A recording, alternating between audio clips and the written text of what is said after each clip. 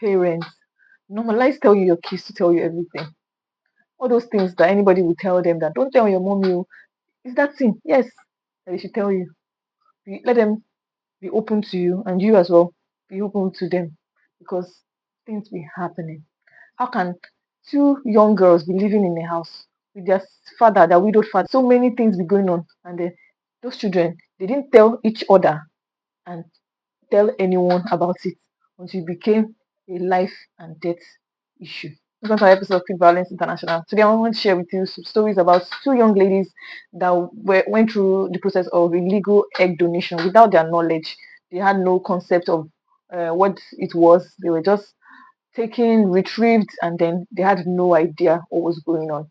Like someone they trusted, someone they thought was found.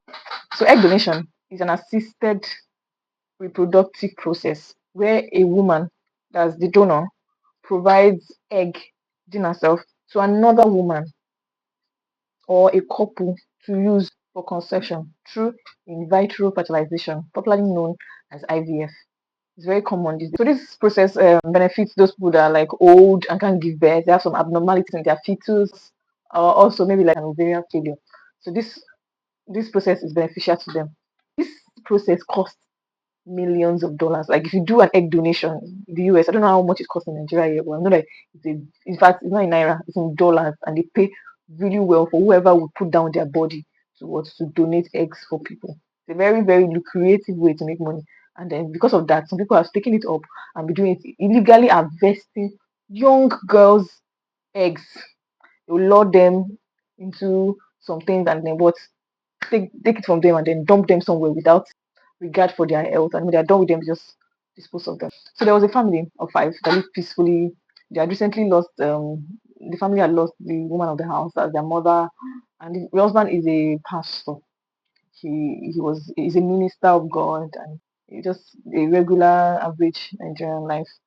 So after his wife passed on, he had taken up the responsibility of raising his girls and his children. Does as much hard work as he can say father would. He trained them through the way of God, sent them to church, and then one of his congregation, there was a girl that their father had abandoned, was living with her mother. They were struggling, so he took in the girl, collected the girl from her mother, and then took her in. Since he had a lot of girls in the house already, so he just took her in, like the man of God is, that he trained her as his own, and he did, and taking care of the girls. The girl, so now, the story of what I'm telling you is about his daughter, Precious, and the daughter he took in to train, Teresa. So these two children are hardworking and good children. They help us in church, they help us at home.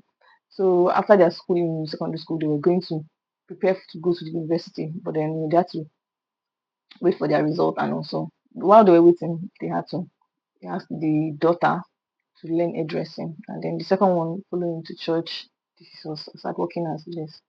So now there was a lady that moved close to their church. She was new. She was always coming to church to make testimonies, always thanking God for one thing or the other. She was just had a presence with her charismatic. Wherever she goes, people were like, she just always so fun. And then the children took to her, two of the children, Teresa and then Precious. So these girls, they would go and see her, chat with her. They actually somehow the woman moved in on them and gave them the feeling of a mother. They felt like as if she's like a mother to me, that kind of scenario. So as time went on, this woman would call Precious, which was the hairdresser, to come and plait her hair for her. He'd give her some money. That would be so excited that she's just letting me work, but they're giving her a job and they're paying her. So she's excited. She would go any small thing. This woman, her name is Blessing Adeleke. She's They did not know that this woman was going to change the course of their life forever. This woman was popularly known as Mommy K. They all called her Mommy K here and there, Mommy K, this, Mommy K, that. So now, after time has passed, this woman has been embedded herself into their lives. She has cooked for them. She has, rubbed minds with them. Even the pastor is not immune to her charm. And then they are just so graceful. Mind you, Mommy K is speaking to the children separately.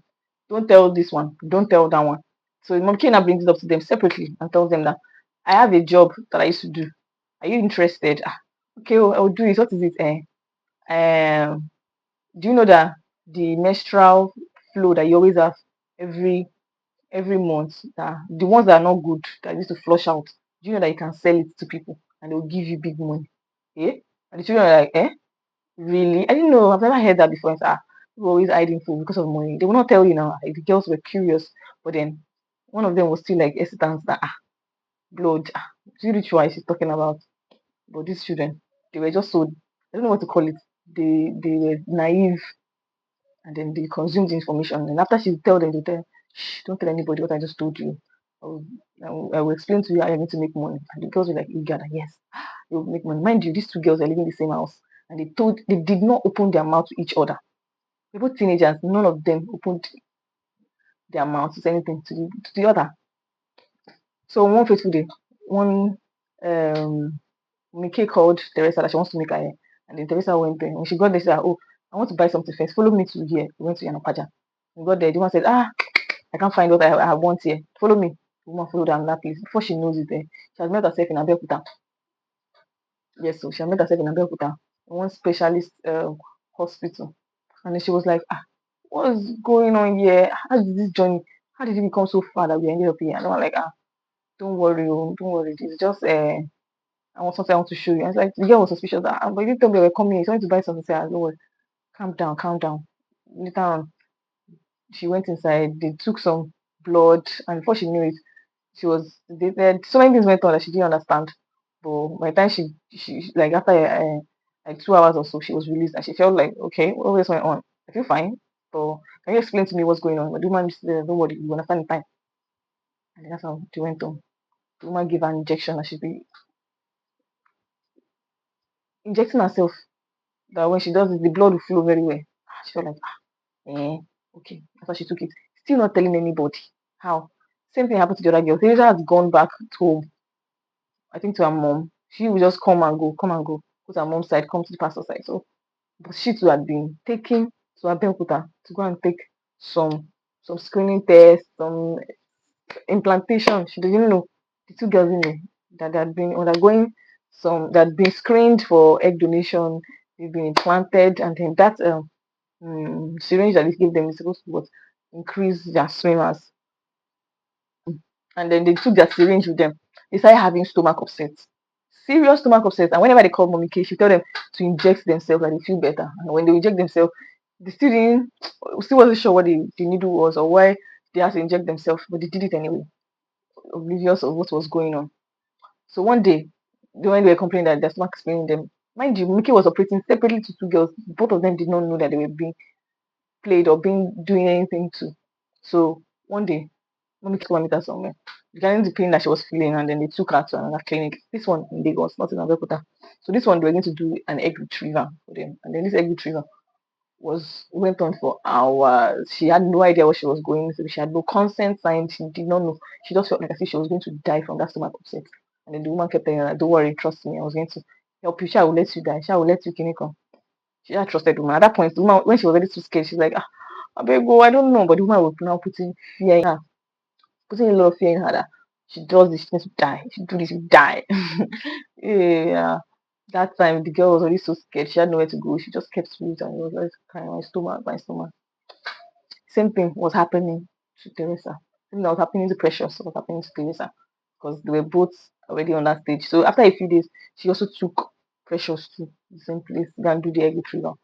But by the time these girls were still like conscious a little bit when they were on the table, when they were getting this retrieval done. The only thing they were hearing was numbers. One said she had 14, another one was hearing she was 19. So, they were taking like 25, 26 eggs from each girls. So things got real when Madam K already got what she came for. And then she abandoned the girls in the hospitals. Like, I'm going out, I'm leaving. You guys can get yourself home without money. One had to beg money from POS to be able to get home. The other one had like small change and then got home. That's when shit hit the fan. These girls started having intense stomach upset. One of them was with the mother. That's the other one that was taken in. That's Teresa. She was the mother too. Then so was Precious. She had stomach upset that had her screaming for her dad in the middle of the night. The father, poor man, running around. What happened? Precious, please don't do this to me. Your mother just died. Don't leave me alone. Kilo Shele, why are you crying? What happened? What's wrong with you? She couldn't say anything. She was just screaming, Daddy, help me, please. Daddy, help me. The man had no clue what was going on. The girl was too afraid to actually say what had happened because she doesn't want to die. She just kept telling her, I don't want to die. Somehow, everything they gave her that night, she returned everything back. Water, she vomits. Food, she vomits. Palm oil, she vomits. At that stage, the father was scared and just waited that money would come so that they would carry her to the hospital. They took her to the hospital. They tried to feed her. She did the same thing, threw everything else. Oh, one thing to stay down. They had no choice to give her some drip to first of all give her energy. Somehow her stomach was swelling up. Precious. What happened? They finally found out that the girl was taking injections, been the father didn't understand to what happened. From later when Miko called, she actually tried to save Teresa's life. She them to come and meet her in one hospital, that's the hospital in Abeokuta. And she took them there, she brought them to them there, and then they were treated. The belly that was swelling, they had to like reoperate on her. The other things she couldn't take in and out, they had to use a pipe to help her pass out urine and all that, and then pump her with so much drip. And in all of this, Miki was still doing it as if she's helping, she's family, she's good. Because the father had not grabbed the concept of everything that was going on yet. And when they found out, they had to like first of all calm down. So they were able to catch her and they were able to catch her and imprison her. But then these girls' lives took them 2 years, 2 years to feel healthy or safe. They were undergoing one treatment. They were not feeling themselves. They had to halt and pause their life.